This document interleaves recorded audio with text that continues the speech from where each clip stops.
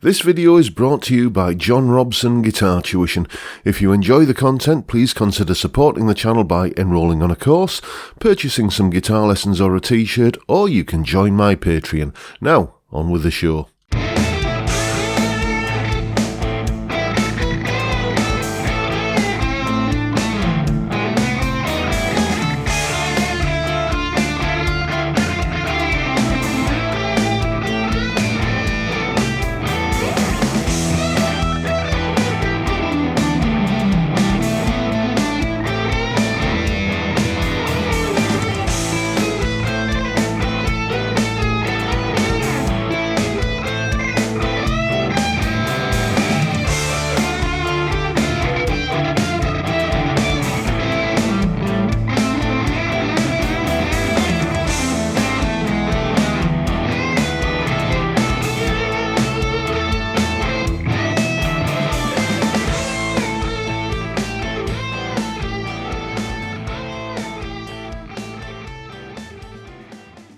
Hello chaps, welcome once again to John Robson Guitar Tuition.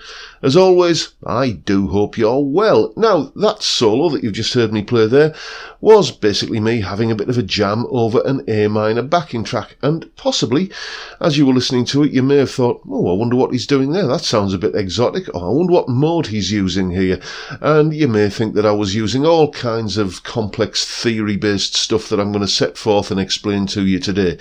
Couldn't be further from the truth. I was basically using A minor pentatonic for most of that solo, but I was using 5 different ways of embellishing the scale and adding a little bit of exotic flavour and colour to it that I'm going to explain to you now. And the best thing is, they require absolutely no theory knowledge. It's all about just looking down at the fretboard and visualising shapes that you're already familiar with, but using them in a way that possibly you haven't thought of in the past.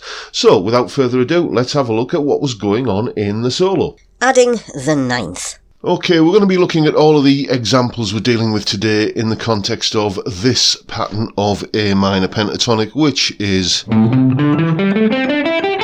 familiar territory for most of us, I would imagine.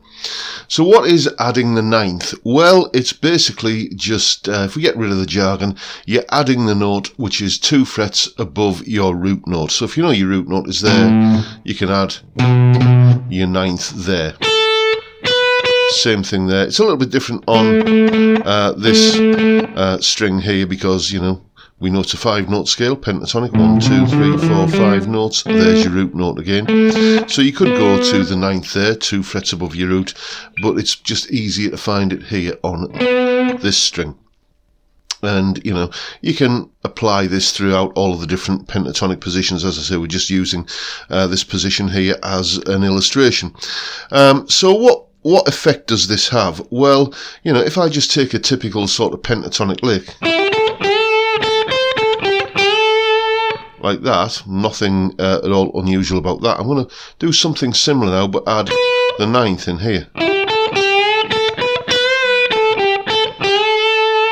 And it just that semitone between that note and that note immediately makes it sound non-pentatonic. It makes it sound like you've escaped the shackles of the pentatonic, you know, and maybe doing it here as well.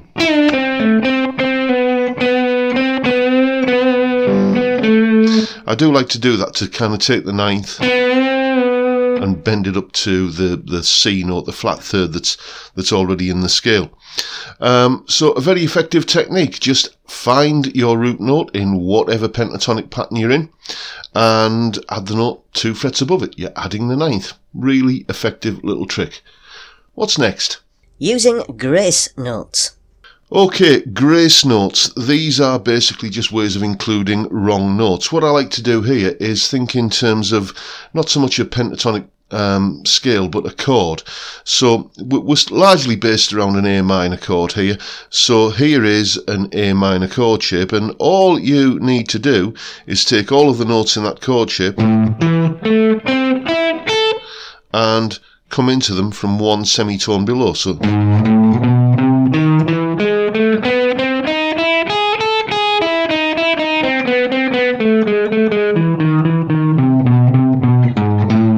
like that, and it sounds like you're using some, kind of, exotic scale, that has, all kinds of weird intervals in there, but you're not. You're just kind of taking a chord shape and thinking 1 fret below each of the notes in those chords. And, licks that you can do with that, starting with something a little bit pentatonic, like that, and then maybe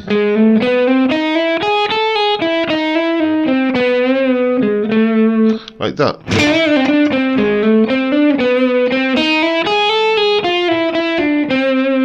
Added another note in there. We'll come to that one in a moment, but you can hear how it immediately kind of gets you away from that blues scale, pentatonic, dare I say, cliched sound. Not that there's anything wrong with that, but if that's the only thing that you've got access to and you're wanting other flavours, this is a way of doing it. Just visualise your chord shape any way you want to on the neck of the guitar, any way where you can think of, in this case, an A minor chord shape. Just think of that chord shape on the neck of the guitar and approach every note in it from 1 fret below. Very effective technique. What's next? Adding chord notes. Yes, indeed, chord notes. Now, I hinted at this in the previous example.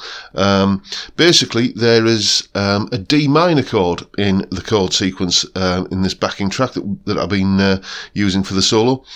And that D minor chord, if we take, there's the A minor pentatonic, and then superimpose the D minor chord on top of it, like that's the shape I'm using, you can see that gives us 1 extra note.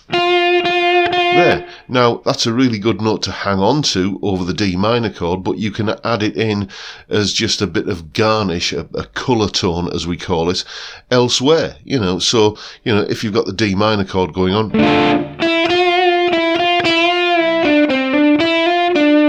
like that, you can include it as a feature note like that, or, elsewhere, just say over the A minor,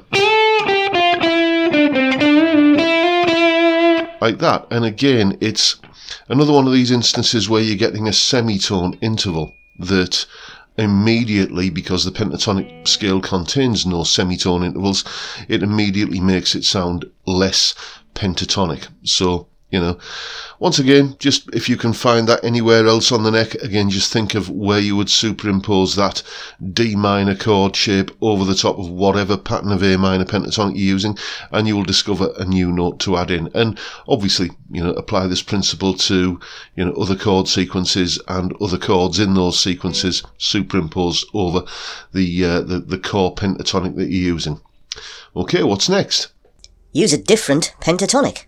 Yes, indeed, use a different pentatonic rather than using A minor pentatonic. What you can do is use the pentatonic a fifth above.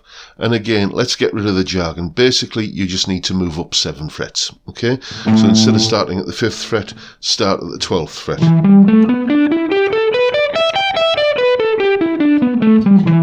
And if you don't have scope to go up 5 frets, then you can get the same effect by going down 7. Going up 7 frets, you can get the same effect by going down 5, rather. Got me intervals the wrong way around there.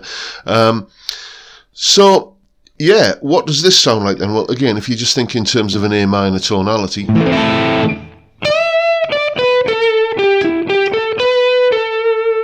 again, you're adding. It's essentially the same thing as adding in the 9th, because we're getting that B note, which is the 9th, as part of this new E minor pentatonic. But it just gives you a slightly different way of visualising it, and maybe, you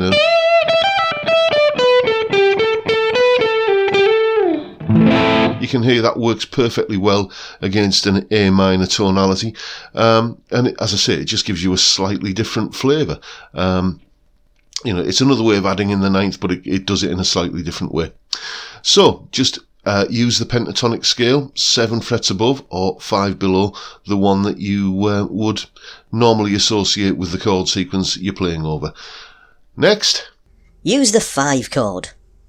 Yeah, again, use the 5 chord. What does this mean? Well, basically, let's take away the jargon again. If you are playing, again, we're thinking in terms of A minor here, so here's an A minor chord. Okay, and here's the root note of that chord, and there's the 5th of that chord there. So we're going to play a major chord based on that 5th note there, or some of the notes of that. One way that I actually like to do it is to think in terms of taking a C chord shape like this and then moving it up, so that'd be C, C sharp, D, D sharp, E, which is, you know, the 5 chord of the A minor. So again, you're just looking for that relationship there, and you're basing the chord on that. And as I say, if I use the C shape, use that arpeggio or parts of it, you know, so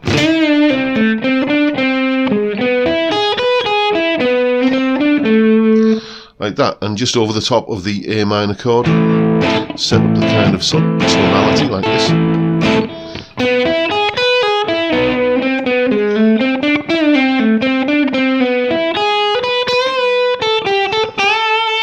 Like that, all kinds of licks like that that just really sound a little bit exotic and very, very effective. I think in the solo I did it up here, you know, just thinking of the E chord like this as a bar chord like this, and taking that little fragment of it. So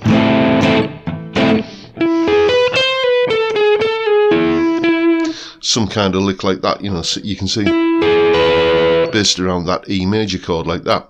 So that is the final way that you can